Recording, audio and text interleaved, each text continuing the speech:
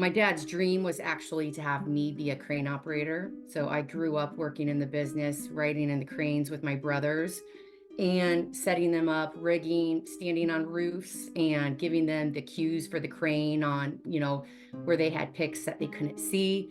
So I very much grew up in that business and around my brothers and in a very male dominated field. In a corporate world where all employees have great leaders with no egos that create fun cultures where people can do their best work, the employees and companies thrive while doing great things for the customers, themselves, and each other. Well, we know that rarely happens. I'm Jeff Palacio. I have been a leader for over 40 years for every t-shirt size company, from small 16 employees to extra large over 1 million. Please join me while I interview outstanding leaders that will share stories of great leadership and not so great. It will help you become a better leader while poking fun at all the crazy shit that happens in corporate America.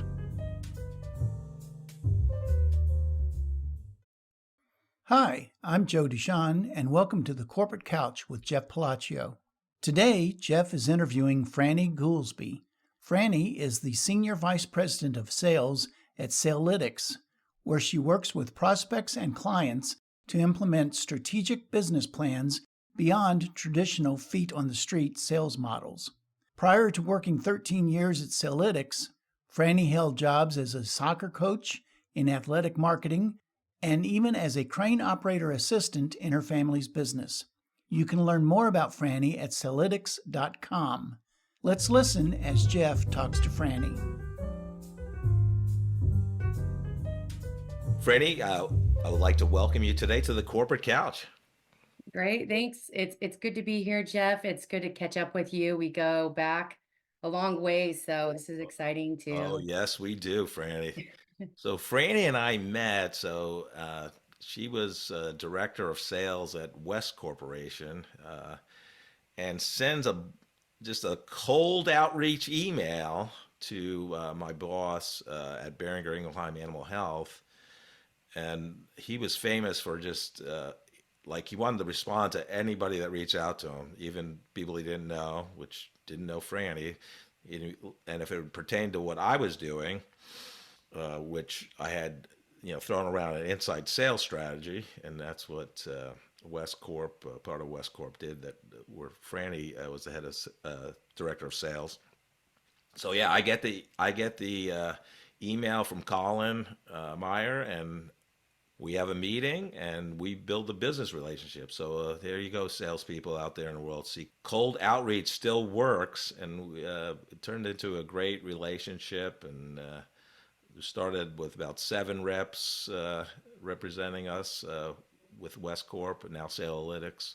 And I think we built it to about 28 reps over time. And you're absolutely right. And Jeff, one of those things, you were a great business partner to us, and you treated our team like your own team, which really boded well for the success of that partnership. But one of the comments that you just made was cold outreach does work. And that was 15 years ago, almost 15 years ago, that I had reached out to your team and he responded. And now, being in the sales world, a lot of people challenge the idea that cold outreach works, and they believe it should be all AI and digital and like mass outreach. But that process still works today, and I'm sure we'll get into it. But I feel very passionate about sales and outreaching and still being able to reach key decision makers like a Colin at the time. Yeah, no, it was great. I enjoyed working with the team, and always liked going to Middleton, right? Yes. And eating at the Tanner's, which is a sports bar founded in Kansas City, but there's one in Middleton, and getting a lot of spotted cow beer that you can only get in Wisconsin. But yeah, we'll talk about that. But yeah, it was always great to work with the team at West and Salelytics. So I'd like to start with a fun question. Sure. What, even for people that know you fairly well, and you're very candid and transparent on LinkedIn, what one thing about you would surprise them? Oh, geez, that would surprise them. I'm pretty an open book, But what might surprise people today is maybe how hot-headed or maybe a temper I can get sometimes because I try to come across as very calm and, consistent with routine, but it's taken a lot of time to work on that and not be very brash in what I say and how I respond. And I think that goes to a lot of, again, the work that I put into kind of being more stoic about it. And so somebody I meet now might not see that side of me where it was more transparent, maybe in my soccer playing days or, my more competitive type days where it came out a little bit more aggressively, maybe. Oh, wow. Here we go. Uh, So have you ever physically assaulted a coworker? No, Okay. I just- never a coworker, maybe a soccer opponent. And just for the audience, since this is audio only, and you are sitting down, how tall are you, Franny? So I'm 5'9.5". I'll take that extra half of an inch. But in heels, I'm 6 foot, maybe more. Yes, Franny is very tall, and Yeah. we'll talk a little bit about our soccer days. Yeah. What was fun for you growing up? You grew up outside of Omaha? No, born and raised in Omaha, and I am one of 9 children. So Wow, that's where the fun came in. I have 5 brothers and 3 sisters. I'm the seventh. lucky And seven.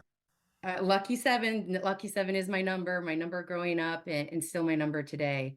Oh, nice. Was my number in college.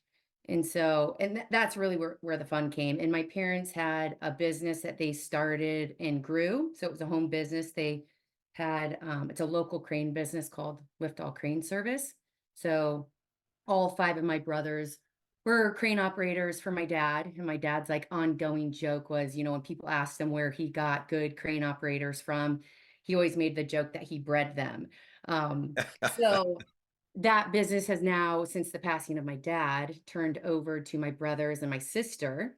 So it's been a successful transition to the second generation, which has just been great. And my dad's dream was actually to have me be a crane operator. So I grew up working in the business, riding in the cranes with my brothers and setting them up, rigging, standing on roofs and giving them the cues for the crane on, where they had picks that they couldn't see. So I very much grew up in that business, and around my brothers and in a very male dominated field. Well, now you took away one of my questions because I saw on your LinkedIn profile that you were a crane operator assistant, and I'm like, Mhm. I got to ask about that. And you just answered the why you. So it was a family business because most Yeah. people don't have that job on their LinkedIn profile. Um, Yeah. And my dad really, he loved it. Again, when I rode on the cranes with my brothers and I assisted in the jobs, being, a female in that industry, it really got a lot of head turns. And so he was hopeful I would take that route, but I didn't. And I let my sister and my brothers take that on. well, that being a male-dominated industry probably helped you in the corporate world, deal with a lot of different people, especially executives as you were coming up were mainly male. So Spot on, because I'd say my first corporate position was with what you alluded to, West Corporation back in the day. I was 27 years old. And the role I had was in sales. And this, at the time, West really focused on telecommunications and technology services. And it was a very business professional attire, all male industry. And so I remember, every Friday we would have team meetings in a very formal boardroom, long board table, and it was just circled with men. There was one female along in that cast, and it was Rhonda Gibbler. And I always looked up to her. She's still a mentor to me today. But like you alluded to, is a very male dominated industry. yeah, So I believe it certainly did help kind of coming from another field that was more male dominated. yeah. I'm very sorry about your dad's passing. What was the biggest lesson you learned from him, Franny? Hard work and consistency, no doubt. He was the hardest worker. I knew he grew up on a farm, so traditional farm raised hard worker. And he was also just very passionate about his business. And with Lift All Crane, although it was very service oriented, it was all about safety as well. And one thing my dad did was he always had the phone on his bedside nightstand so that he could be reached 24/7. And I know that goes against the grain of what people say about like the work and life balance, but my dad was always there for his customers at any time of the day. And I really strive to attain that same work ethic. And when I was, and not to get too long-winded about this answer, but when I was in healthcare sales and it was kind of like a pharma model where I was calling on physician offices, it's very easy in that industry to not put in the work. You are really left on your own. It's an entrepreneurial role. You can be left on your own to do what you want with your day. And all I could think about was my dad. And there's no way my dad would not work 100% of the day. So I just made sure every day I went to work, I was there early and I stayed late because that's what my dad would have done. Wow. Yeah, we're going to talk a little bit more about that later on. But I want, growing up in Omaha, what was fun for you? What did you love doing as a child? So again, going back to being one of 9 kids, we didn't have many opportunities where we could go out and do stuff and be part of groups, organizations, events. It really was spent with our family. And that's one thing I remember, I always asked my mom, like, could I be like, I wanted to do ballet and I wanted to do dance and join a soccer team like my brothers, but she just didn't have the bandwidth to do it until I was in 7th grade and actually started playing soccer when I was in 7th grade because the neighbor was the soccer coach. So I could walk to practice and she didn't have to take me. But my days really were filled with playing with my brothers out in the backyard, soccer growing up. And those are the best memories I have is just playing out in the backyard with my siblings. Now, did you kick your brother's ass in Mhm. soccer, or asses, I should say? No. I wish I could say yes, but no. They were very good players themselves. I had 2 brothers that played at Creighton University, which is where kind of my dream came from is I grew up watching them play. I wanted to follow in their footsteps. I wanted to go to Creighton and play soccer. Speaking of dreams, when you were a child, what was your dream like? When I'm a grown up, I'm gonna be this. What was this for you, Franny? My dream was to be a cop. I want from as young as I can remember, I wanted to be a cop. And we would always play cops and robbers with the neighbors and my brothers and sisters. And I always wanted to be the cop. I never wanted to be the robber. And now it's funny because I look back on that and I don't know what spurred me to want to be a cop, but now that I'm more so knowledgeable of the Enneagram and what it means and our core motivations, and I am an Enneagram 1, which means I want to be good at heart. Like I want to do good. I think back, well, that's probably where that stems from is I want to be good. I want to do good and I want to help others. But yeah, it was always I wanted to be a cop. And then that evolved to I wanted to be in the FBI when I got older. Interesting. So, I've done all the assessments possible. I know there's millions of them. So Myers-Briggs, 16 personalities, Colby Index, Strength Yes. Finders. Beringer had one. It was a, I don't know, it was a 16-page report, and it was pretty spot on. But I think it was based in Germany or somewhere in Europe. But I have never done Enneagram. So just for those out there that don't know about it, what is the Enneagram? Yeah, I highly encourage if you have not heard of the Enneagram, and there's free assessments online that you can take to take it. The one thing that differentiates the Enneagram, it explains what your core motivation is to why you are the way you are. Whereas the other personality tests tell you what personality you have. And so being competitive, could be a personality trait, but with the Enneagram, it's why you are that way. And so when you look at me on the outside, I come across as an Enneagram 3 because I am very competitive. But the reason an Enneagram 3 is competitive versus why an Enneagram 1 is competitive have very different core motivations. And it's almost like a light bulb goes off where you're able to sit back and be like, this makes sense now. And it's completely eye-opening. And again, so Enneagram 1 is labeled as the improver. And so when I look at my work life and my personal life and start to make the association of why I do things a certain way, it just makes sense. And it also helps me be more kind and gracious to myself when I feel like I might be too hard on myself or do things in a certain way. I give myself more grace because ultimately I know what my core motivation is. It's really interesting once you start digging into it. Yeah, no, I love that. Yeah, I think we're going to touch on that again later. But Mhm. so you go to Creighton, the Blue Yes. Jays, and play soccer. I mean, not play soccer, excel. Mhm. Did you get an athletics scholarship to Creighton? I did, Yeah. yes, and so it was always my number one place of choice to go for college, and then obviously getting a scholarship on top of that was very helpful. Um, and so then when it came time to choose a field of study, again, I wanted to be a cop, navigate into want to be in the FBI. They didn't have a criminal justice program there, so I thought the closest thing was psychology. So I chose the psychology degree at Creighton, but yes, played on the soccer team, a starter all 4 years while I attended there, received all conference honors all 4 years. And I think of the accolades that I've accumulated while I played there was my biggest one I feel most accomplished with is when I was voted by my teammates as the hardest worker. And, I treated every practice like it was a game. And sometimes that, I got pushback from my teammates because they thought I should cool it sometimes during practice, but I really did. I treated every practice as if was a game. I just can't shut it off when I get out there on the field. So I think, a blessing and a curse sometimes, but um, definitely helped my career. Yeah, I love this.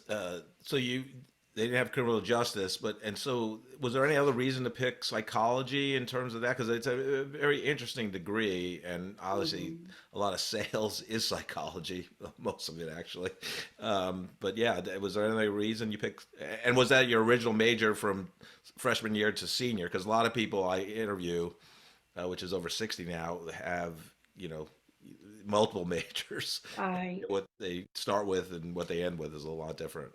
I know I feel so lucky that I did choose something that ultimately I was able to stick with so that, I could get through college quickly and didn't have to incur any additional fees. And I think now today, I don't know how people are choosing a career or a degree. I feel like I really did get lucky because there wasn't anything that aligned with, again, with criminal justice. I thought psychology was the closest thing. So I went with it. And like you mentioned, it has been helpful in a sales career. So I really benefited from that. But sometimes I think that people, I'm not a believer that college needs to happen right after high school. I think there's sometimes you need to stop and pause and find yourself and what truly inspires you. Um, in other cases, people already know. But again, I feel like lucky that I chose the right one. Yeah, so being voted the hardest worker, so you approach obviously practice with a lot of focus, more focus than some of your teammates, obviously. But what was other things you did outside of practice and outside what was required? Mandatory training sessions. What was your mindset back then? Yeah, when I was growing up, so seventh grade and on, I did a lot of things outside of practice, like during the summers. So this was eighth grade through high school. Every summer, I would wake up at 5 o'clock and I would go running. And so for a high schooler at that time to wake up during taking their summer vacation and breaks to wake up at 5 a.m. may not be common, but it was just something I felt passionately about improving myself and my endurance for my play and being successful on the team. So I did a lot of things outside of just practicing to ensure that it could translate into a good soccer career. The other thing too is having fun while you do it. I genuinely just loved playing. And that's one thing I want to ensure my kids as they grow up through athletics just genuinely love playing because I feel that is a big part of success in sports. You have to enjoy it. And so for me, I was always playing, like I mentioned, with my brothers out in the backyard, even through high school and on, and even post my Creighton career. And so you have to love it, also put in the time to really refine that skill. Yeah, no, it's great. So you graduate with a BA in psychology, and Mhm. what was your first job for any out of college, and how'd you get it? Yeah, my first job out of college was I was an assistant athletic director for the JCC, which is the Jewish Community Center. I was really left in one of those places where, what now? All my friends have graduated, they moved off back to their home cities, and all my friends had either moved back home and pursued their careers or additional professional education. A lot of them are lawyers, dentists, doctors, and here I am thinking like, what now? What am I going to do? So, the athletic director at the time at Creighton had sent me that opening at the JCC as the assistant athletic director and thought I would be a good fit for it. So I applied and got the position. And I learned a lot during that time about leadership, about organization, about the back end of sports. And from there, I really developed the kind of goal of being in sales, just because I've seen some other friends do that. And so my ultimate goal was to get into healthcare sales. So from JCC, then what was your job after that? After JCC, as anyone knows who's trying to get into healthcare sales, it's tough to get into healthcare sales without healthcare sales background. One thing that helped me was I was a college athlete, and that is one thing that they look for on the resume. So that certainly did help me. So from there, I got a job with Apria Healthcare, which was just a great experience, giving me the firsthand knowledge of what it's like calling into hospitals and physician offices and just trying to get my share of voice and being consistently front of mind within those facilities. And again, just ensuring that I capitalized on each day to get me to my monthly goals. Yeah, so you go into a sales, career, beginning of a sales career. Did you have mentors, whether that be actual people that helped you in your sales mentality, or books you read that helped you? What? Both. One is mentors for sure, but those came at Apria, and I have to thank, Scott Van Hoos. He is the gentleman that hired me. I think he saw a lot of potential in me. And I remember one of the interview questions, I just bombed. He was like, "How would you?" And this was before there was any CRM or, pre-call planning to say this is who you're going to see and why. It was like I had to formulate my own day. Here's a book of all the physicians in Omaha and Iowa, and like go call on them. So one of his questions was like, "Well, how would you formulate your day and who would you call on and why?" And I had no idea. And so I was transparent and I was like, "To be honest, I don't know how." And so it really was Scott Van Hoos who took a chance on me. He hired me and guided me on really how to be successful in that industry. But then for me, taking advantage of other players within the office. So for Apria Healthcare, it is a service-based organization. And so one of the lead office managers, Johanna, who was taking calls from physician offices, would guide me saying, like, this is what's important to them. This is what the questions that you should ask them. How do they like to refer their patients? And so it was really taking advantage of all the other individuals within that office who have been there a very long time on how to be successful. Yeah, so you have almost 3 year run there at Priya Healthcare. So what made you decide to go to West Corp? So I actually had a recruiter reach out to me and I wasn't really thinking about leaving. I knew I needed to make a next step in my career. I just didn't want to do that same job for the rest of my life. And so when they reached out, it was more of an executive role. And so I interviewed with the company, West Corporation, which was local in Omaha. It was a large organization. It was $2.3 billion at the time. And I met with the leaders there, Doug DeBolt, Phil Crone, and really just admired their sales approach and how they thought about sales. And I knew it was going to be a good next step in my career, although it wasn't healthcare specific. So I did spend a lot of time contemplating whether this was the right move for me or not. And ultimately, I'm glad I made the leap. Sure. Yeah, actually, I remember Phil. You and Phil came Yes. after that cold email. It came up to St. Joe, Missouri, where Yes. Berger was headquartered at the time. So I do remember that meeting with the four of us. in Colin's office. So that was fun. So at that point in your career, Freddie, did you think like sales is, I like it. I love the process. I'm learning. Is this, you know, at that point was like sales will be my career? Yeah, I learned a lot along the way, and I was also doing a lot of self-reflection because, as I alluded to, my friends at this time from college were becoming dentists, doctors, lawyers, very like professional careers. And here I just viewed myself as like, I'm in sales, like I'm just a salesperson, and didn't give myself enough credit of what I could be or do, which I realized is very much not the case. But yeah, there was a lot of self-reflection around along the way, and one thing I realized is I did really enjoy it. And I will say I was also lucky in working with West Corporation and Salelytics at the time because what we sell, I just gravitated to so strongly and felt very passionately about the service that we provided our clients.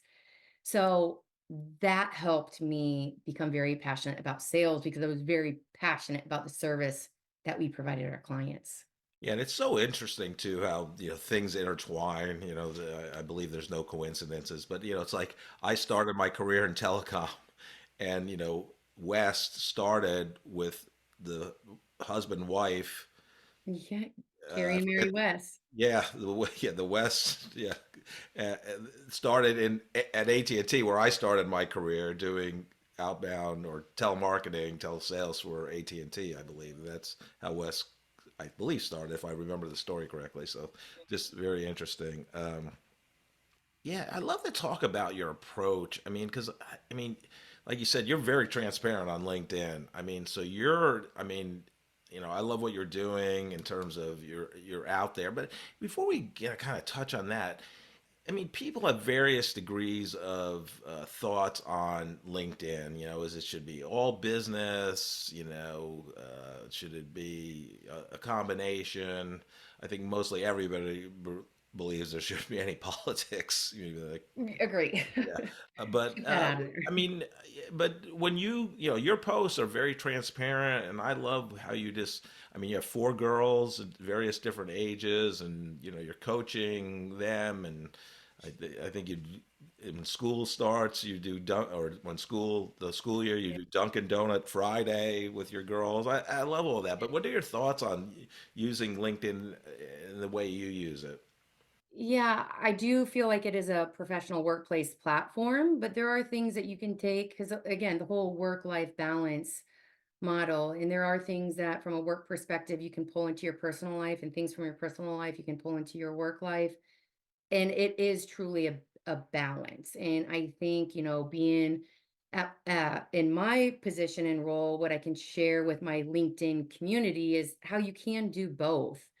And hopefully that they can see that, you can be a working mother, of young children and still do good things for your company, but also have time for your family as well. So I just think it's all a balance. No, yeah, 100%. And I think the pandemic, COVID, accelerated that because the lines were totally blurred when everybody started, had to work from home, right? I mean, Mhm. and everybody, the Yes. companies that had no thought leadership were like, oh my God, people are working home. We're going to lose productivity. We got to monitor these people. Mhm. Study after study was shown that productivity actually went up during the pandemic when people were working at home Exactly. because they Yeah. felt more relaxed. They could work whenever they wanted, which, yeah, funny how that works. Mhm. But yeah, I'm sure for, being a parent of young children like yourself, that had to be very hard when both you're working from home and they're going to school from home. So that had to be a challenge. How did you handle that? It was tough. I had to take their toy room and transition it into an office that, actually had doors on it. And they were much younger at the time too. It was tough. I mean, just to be honest, but I mean, we managed, and I feel like there are some wins, some positive things that came in from post-COVID, but there are some things that I wish that were still in place from pre-COVID days, but I think we all kind of grow and change and evolve to what needs to be done. Right. Yeah. The the main thing that is kind of challenging post-COVID is everything is a video conference now, where pre-COVID, it was conference calls, like you dial into the conference bridge Right. and it was Right. a conference call. And so I would take advantage of my lunch hour to work out pre-COVID. And then post-COVID, everything's video. And so doing a sweaty workout over my lunch period doesn't really bode well when you gotta hop on a video conference, shortly thereafter. So Right. I've had to shift that routine of mine for sure. Yeah, I remember actually one of the awkward moments of COVID for me. I was at United Way of Greater Kansas City, and one of our business partners got on a call and literally was right out of a workout. I mean, still sweating, tank top. Yeah, it was interesting to say the Yeah, least. and that's one thing I will say that I'm a firm believer in, just as a little like the way I approach my sales process is I will always be business dress. And some people will say, oh, you can dress to your audience. If they come to the conference calls Right. wearing a baseball cap, you can. My approach to it is no, you can't. Like we're sales professionals. It still should be business dress. And I still adhere to that even in all these video conferences that we have to take. I'm with you. I've never wore a baseball cap during any calls since COVID began. So that's my claim to fame. Same. I might have my pajama bottoms on, but I had a nice top. So that's full Agree. disclosure. So I love how we've talked about your LinkedIn post, but you've done so many great things like that to require willpower and discipline. You've done hard 75 twice. We talked about the last time we got together. You did a 70.3 mile Ironman, Yes. badass. And when you told me you couldn't, you really sucked at swimming, Yeah, and you or couldn't swim at all, and you from it did all. 70 point, yeah, couldn't swim at all and did a 70. So where did you get that? I know you got a lot of the hard work and work ethic and consistency from your dad, but I mean, like, you're Mhm. taking it to another level. So tell the audience about that. Well, thank you for that feedback. And one thing is when I'm doing it and once I've completed it, I don't realize the accomplishment. And I don't think I give myself enough credit until time has passed. And then I look back at it. I'm like, oh, yeah, that was hard. But when I'm in it, I don't give myself enough credit. But for me, I always kind of get these random urges to do something, whether it be a marathon or 75 hard. Once I get something in my mind, it's really hard to get it out. And I think that's the main thing. And I'm very like process oriented and routine oriented. And if I don't follow that routine, it creates a little bit of anxiety for me.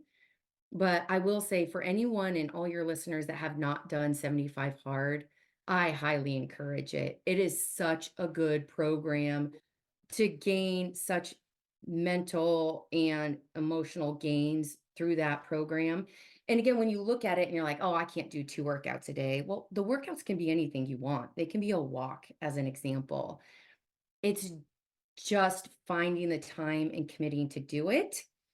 And you gain so much benefit following it and like from a routine perspective that you can take in your everyday life.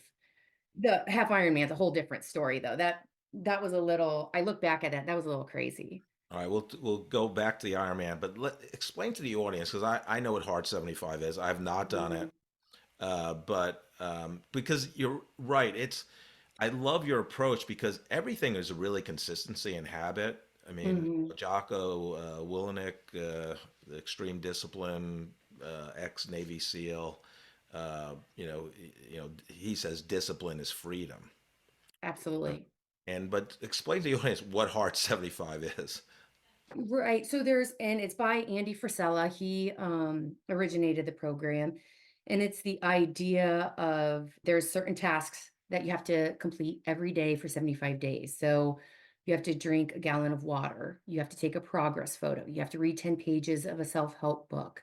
You have to work out twice a day. One has to be outdoors, and they have to be 45 minutes in length. No alcohol, and you have to follow a diet of your choice. So there's all these tasks that you have to do. No ifs, ands, or buts. If you fail one of those tasks, you have to start from the beginning. So I did this in 2022, starting January 1st, and I did it again January 1st of 2023. And I was successful in completing them both times. And you really find out quickly, like, I have to be really systematic with my day and plan it out. Otherwise, I'm not going to get all of these completed. So it's really the theory of you run the day or the day runs you. And there were certain times where I had a full travel day. I traveled into LA. I landed, had to back business meetings, get to my hotel, and finding a time to complete two different workouts. So when I'm leaving, I have to be dressed and, an early flight. How do you make that work? Well, it's planning your day and just plugging it in and executing it. So I can't tell you how many times I did a workout in the airport and people probably looked at me like I was crazy, but I found like an aisle where there wasn't a lot of people and I was doing like push-ups and sit-ups or just walking from one end of the airport to the other end of the airport. Wow. And again, you just have to look at your day, plan it, and execute it. So you literally did a 45-minute push up and sit up workout. Yes. Wow. Yeah, I would go from one end of a terminal and I would do a series of air squats, sit-ups, and push-ups. And then I would walk to the other end of the terminal and I would do the same thing, push-ups, sit-ups, air squats, walk back for 45 minutes. And I definitely got some head turns. I'm That s- wasn't the only time I did that. were you in heels when doing this or? No, no, no. Because I that would have definitely been put on my really tennis shoes. impressive. That's Yes. funny. That's funny. Wow. Did you ever was it ever close that, you almost missed it or, you did a workout at, 11 o'clock at night? Jeff, I kid you not, I missed a flight one time because I was doing it. And so luckily it was Minneapolis, Omaha. There was another flight. My flight was at 3. They have one at 5 every day. They were very kind. They put me on, but my original flight was delayed. So I was like, okay, I have time to get it in now. So I started it, and for some reason I didn't get the alert that they were boarding sooner than what they originally anticipated. I missed it, and so I just got on a later flight. Wow. And you just make it work. You go with it. At Hard 75, it's really not about the physical. It's It's not. really a mental, how you build habits and, build that muscle so you can have a routine. But what was the kind of the physical aspect for you, like the benefits, like on day 76 versus day one? What was kind of the difference for you health wise, physically? Yeah. Physically, and again, like you're absolutely right. This isn't the intention of the program, but I lost 17 pounds. Oh, So from a weight perspective, I did shed some pounds. That wasn't the point of it, but I did. The other benefit was I saw, which I never realized before, was the benefit of walking. Like before I did CrossFit and I felt like my workouts had to be very like vigorous and hit type workouts. I quickly found out how valuable walking really is to like your physical and mental being. It was just mind blowing. And that's something I still incorporate today from that program is I wake up at 4:45 every morning and I'm walking by 5. And that's part of my routine. I just absolutely can't do without. wow. How did your family support you during your two 75, 150 day stints, I guess? Yeah, they're so supportive. And my husband especially, he knows I get these like ideas in my head and he just goes along with it. But, I think about my daughter, it was her 10th birthday at the time, and she had her friends over at we had a hotel party and they were swimming. Well, I needed to get my workout in, so I brought my hand weights and I let them swim and I was in the swimming, near the swimming pool doing my workout and my daughter just is like, she just goes with it. She's like, "Oh, my mom's just doing her 75 hard." That's funny. That's So yeah, funny. they're great.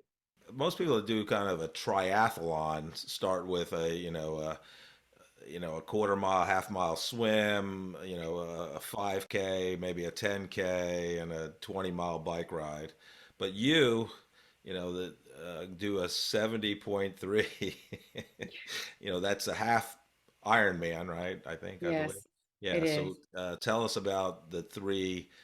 How far was the swim, bike, the run for that, and why did you do it, and what was your approach to training, and if it was similar to the Hard 75, or how was Yeah. it different? Yeah, I had no knowledge about anything triathlon related. I have a colleague that is really into them, Rachel Hernandez, and she's been a great mentor to me during the process too. But we were actually traveling together last January of 2023, and she had signed up for one, the Oregon one in this past July, and she was just talking about it. And I was like, well, maybe that's something I do is, a half Ironman. And she kind of looks at me and she goes, well, if you haven't done a triathlon, like you shouldn't do a half Ironman. And I think that's what kind of hit me was her saying, you shouldn't do this. And we laugh about it today. She goes, if you ever want Franny to do something, just tell her she can't do it. So we joke about how it started. And we were at this meeting together and she went to use the restroom while we were waiting for the meeting to start. When she got back, I was like, I signed up for the half Ironman in Des Moines in June. And she was like, what? So I didn't really know anything about triathlon or half Ironmans, even the distance. So the distance is a 1.2-mile swim, a 56-mile bike, and a half marathon run. And so as I'm traveling back home from that meeting, I'm like, I need to get a bike. So I tell my husband, and I've never rode a bike outside of when I was younger, like a Huffy. So I send him a bike that is on Amazon for $200. And he's like, what are you thinking? I was like, what? He's like, you need like a professional bike. And I was like, no, this is fine. This will be fine. And as I got deeper into researching what a half Ironman was, I didn't realize all the logistics involved. You need a wetsuit, you need a tri-suit, you need a bike, you need a spare tire. Right. I had to learn all of that in 4 months. Wow. So what did you get swim lessons then to start? I researched trying to get swim lessons. So I went to the pool, and the challenge with pools, what I found out is they're not open all the time for lap swim. And when they are, they're booked. And so that was a challenge in of itself, just getting into lap swim. But, I just downloaded a training plan from the internet that was like easy training for Ironman that I could understand. And when I started the swimming portion of it, it was just short distances, like, 200 yards there and back. And I couldn't swim freestyle. I couldn't swim freestyle at all, but there and back. So I really started getting anxious about being able to do this. And it's been one of, a great accomplishment that I've done, and how I've really taken how hard that was. And like, if you just continue to follow the plan every single day, you can do it. It's just consistency. Every little day, just keep training, keep swimming, keep bike riding, keep doing it. And what I realized at the time was like, I was looking at the end goal, like, oh my gosh, I have to swim at one point. Never, I won't do that. No, like, don't think about that. Just think about completing this small step first, because it will get you to that long-term goal. And that's how I've taken that thought process into work. Like, don't get so overwhelmed with that massive end goal. Just keep consistently doing what you do every day, and it will get you to that long-term goal. Your sales team must hate you because your quotas are probably crazy.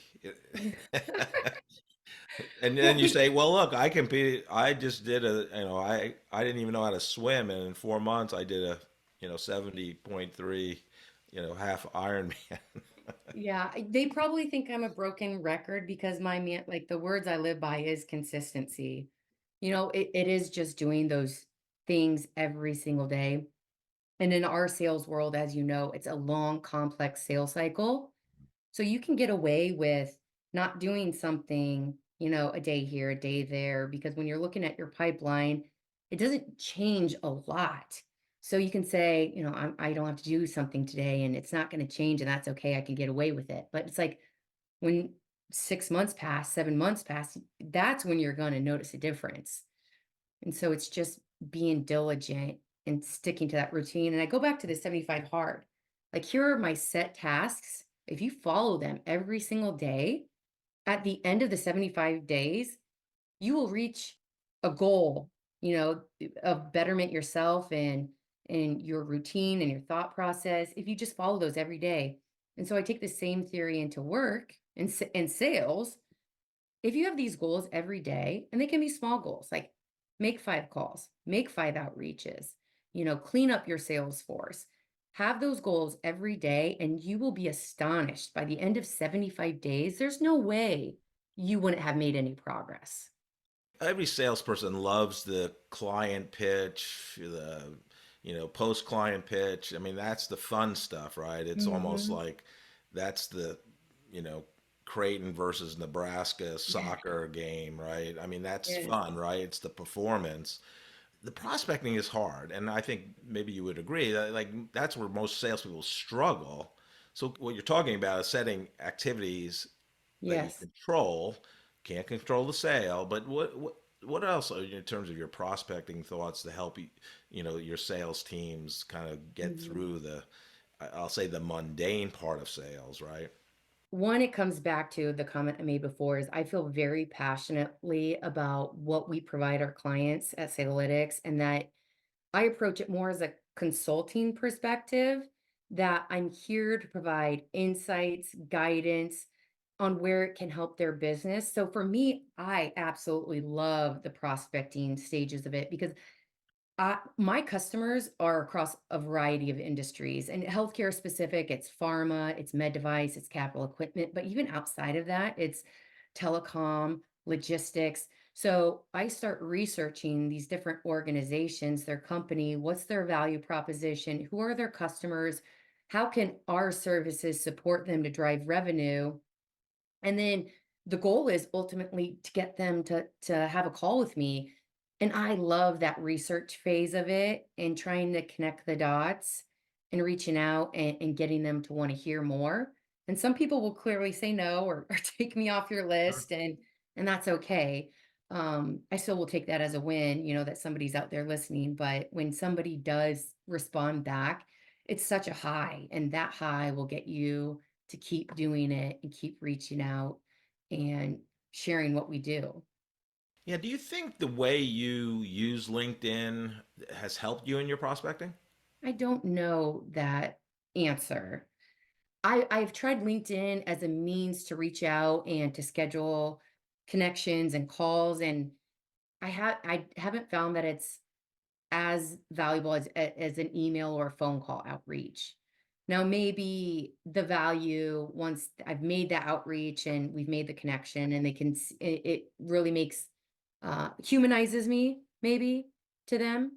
But as far as the outreach and scheduling meetings through LinkedIn, I haven't found it as great of a tool. I can see that because I think about LinkedIn and I love the platform that, to be able to share things Hmm.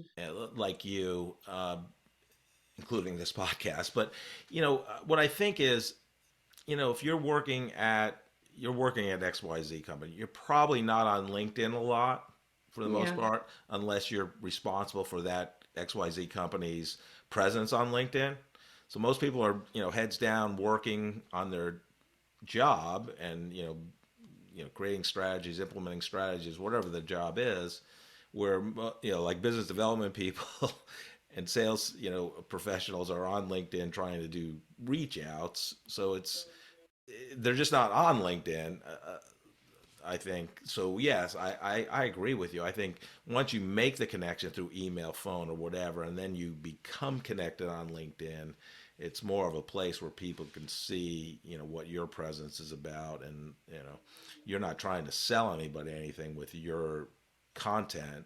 You're just saying, hey, this is how I do it in terms of life and Hmm. how I approach things, and you're really helping people, I think, see that, hey, you can have a successful career, you can be a successful parent, and you can do things that challenge you, like hard 75 times Yeah. 2, or doing Yes. a 70.3 mile Ironman. So um, Yeah, I just love it. I love what you're doing. So Oh, well, thank you because I'm very intentional about who I follow and my friends and my mentors and what books I read. And there's little bits of information that I pull out that I find that have been helpful for me. And so being able to do the same and share that, and hopefully there's something that other people can pull out and it'll help them to approach it differently or think about things in a different way to really either succeed in their career or have a good work-life balance. it'd be great to share any of your books that kind of inspired you and helped you with your career, whether that be sales or mindset. What are some of the books you would recommend to our listeners? So one that I've recommended before is Daily Stoic by Ryan Holiday. It's one of my absolute favorites. I listen to his podcast every day. It's just a short little snippet. So that's what I listen to on my walks. But then also David Goggins is my absolute favorite because it shows you what your mind truly capable of and how you can push the limits. Ben Bergeron's Chasing Excellence is also a really good book. And then if you CrossFit, there's a lot of stories in there that I found really interesting. So those are a few of my favorites. Yeah, no, it's great. I read the Daily Stoic every day since December, I think it was 17th, 2017. So, Oh, really? and if you haven't got his book, his brand new book, The Daily Dad, it's the same concept, but it's about raising kids, and it's not just for dads, even though that's the name, just because he's a dad of two boys. But this is going to be published after I give my daughter and her husband this book for Christmas. But so I'm not ruining the surprise, but I'm reading it right now before I give it to them. But and it applies to every grandparents or whatever. So they're expecting in February. So Oh, congratulations. That's a yeah. great gift idea. Yeah, so you'll like it a lot if you like the Daily Stoic, and I'm sure you're doing a lot of the things, but it's good daily reminders of Ye- because Oh, there's no greater job, an important job as being a great parent, because it's important to raise resilient, responsible adults. So mhm, as he called it in the book, somebody said it's actually not raising kids, it's raising adults, because that's the mhm. goal. And I see you're a Ryan Holiday fan because you just pulled out "Stillness is the Key." Yeah, I haven't got into this one because other books have trumped it. And so I've started it and had to restart it a few times. So this is the next one on the list. Hopefully during this holiday break I'll get to. Yeah, no, I love his. I love his. Ego's the enemy, obstacles the way. That one. Yeah, so I've read the whole series, and he's great. Discipline is destiny. Yes. So, well, Franny, I'd love for you to impart some wisdom on two sets of people that I like to help on this podcast with leadership advice from great people like yourself. One is a recent college graduate. So think back at your days at Creighton and you're graduating. What advice would you give them as they embark on their professional career and get their first job out of college? So two things. One is I'll go back to working hard, and again, this probably goes against everyone's trying to say there's this, you only live once, the whole YOLO thing. But I really am a firm believer working extremely hard and grinding will get you success. The other thing is there's a parable out there about the farmer and his horse that I think is just incredible. That if you listen to that parable, it's really eye-opening. So the whole basis is there is no good or bad, but thinking makes it so. And so when you think of your journey through life and different events that happen, there is no good or bad. Only your thinking makes it so. And you made the comment too during this podcast is you believe things happen for a reason. I'm that same way, and I have the privilege I can look back at those events and realize what at the time I thought was bad was not bad.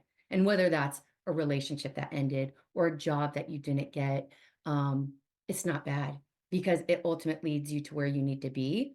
So try and have that framework that there is no, good or bad, only your thinking makes it so. And just keep doing what you're doing. And hopefully that'll, release some of that stress along that, corporate professional journey that they're chasing. Yeah, no, I love that. That is, yeah. There's no good news or there's no bad news. It's just news, right? Hmm. So, um, yeah, the second group is once you begin your career, most people are individual contributors. So then they get a promotion. They're now a leader, a manager, whatever the title is, and now are responsible for a group of people from an HR perspective. What leadership advice do you have for that group as they embark on their leadership journey?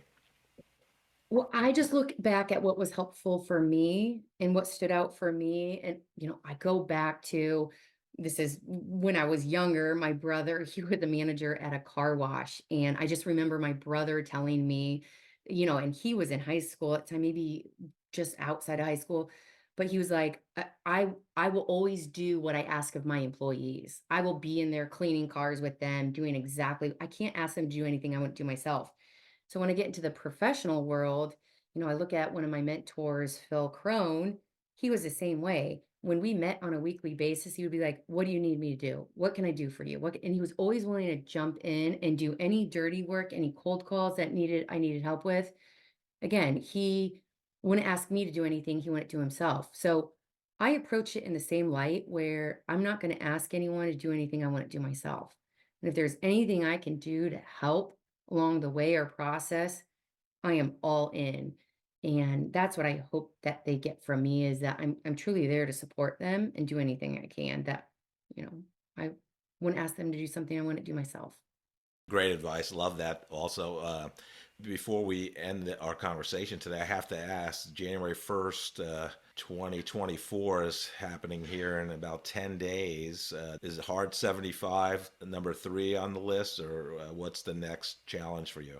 Oh, so I've been going back and forth whether I do it for a third year.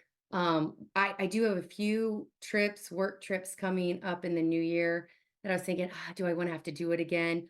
Although I will say last year I did it and stuck through it with a girls' trip to Phoenix to celebrate our 40th birthday party. And so I managed to make it through a trip to Phoenix with my girlfriends, but Wow. it's to be determined whether I do it again this year. We'll see. They probably abstained from drinking also during that trip to support you. It almost helped me that they didn't because I got to be this, the one to help them and, Yeah, you yeah. know, the sober one during the trip. Well, Franny, it's been so great to catch up with you. I'm really grateful we met back in, I don't know, 2011, I think. But yeah, thank you so much for being on the Corporate Couch today. Thanks, Jeff. I appreciate it. Good chatting with you. Joe, I'm not intimidated by many people, but after talking to Franny, I mean, and I've known her since God, it was 2010 or 2011, and as we talked about in the episode, but her mental toughness is just Oh man. incredible. I Oh don't yeah. know, just her approach to life. I am not familiar with the Enneagram assessment. I guess it measures core motivation, and she's a one, and I looked that up, and it says they like to do things the right way according to their very high standards, and they work hard to avoid making mistakes. So that was part of it. And she's just, when she was talking about sales prospecting, and most salespeople don't like it. It's like Yeah. athletes. You love playing the game, but the practice and the working out on your own, the lifting, sprints, all that, most people don't like. But she loves the prospecting, the researching to become more knowledgeable on the prospect for that initial call. So she's Yeah. just, I mean, it's just all about consistency with her, mental toughness. She won the hardest worker award. I mean, in high school, she was getting up in the summer at 5 a.m. to go running to help her soccer. I mean, like 5 a.m. in high school, it's Yeah. I it's was really sleeping. unheard of. I was sleeping during, well, or either sleeping or delivering newspapers, but yeah. There you go. There you go. And she treats practice as if it's a game. So, in other words, she never turns off. Right. She never. She's always going toward whatever goal it is. It's amazing. Just like Robert Saleh, the New York Jets coach, says, she's all gas, no brake. All gas, no brake. That's pretty good. What did you think about the episode? Yeah, I was just absolutely amazed. I couldn't get over it, and it just, as the interview progressed, it's sort of like all the physical stuff just kept piling on. So I first of all know she's in sales. Okay, she's in sales, and then she's like 6 feet tall in heels, and plays soccer, and she originally wanted to be a copper in the FBI, and voted hardest worker. And then she finds out about this thing called an Ironman and doesn't know a thing in the world about an Ironman. And somebody says, well, if you haven't yet done a triathlon, don't try an Ironman. And what does she do? It's kind of the equivalent of hold my beer. If you want her to do something, just tell her that she shouldn't do it, and she's going to be doing it. So she goes out and buys a bicycle and then learns how to swim because could not swim. Could not even swim. And she's going to do this Ironman and did it. And the swim is 1.2 miles. I don't even have a brain capacity to understand how all that works. So absolutely an incredible woman. Just shows the caliber of the interviewees that our listeners can expect here on the Corporate Couch. Joe, I want you to impart some leadership advice for our audience. I usually don't get in your way, but we really haven't heard from Stephen Wright in a long time. Maybe tell us a little Stephen Wright wisdom. You want some wisdom from the great philosopher named Stephen Wright? I've got a great one for you. One time that he said, I almost had a psychic girlfriend, but she left me before we met. Thank you so much for listening to this episode of The Corporate Couch. If you enjoy the podcast, I would love for you to take 2 minutes out of your day to rate us 5 stars and write a review. Please join me next week to learn from another great leader sharing their professional journey and insights.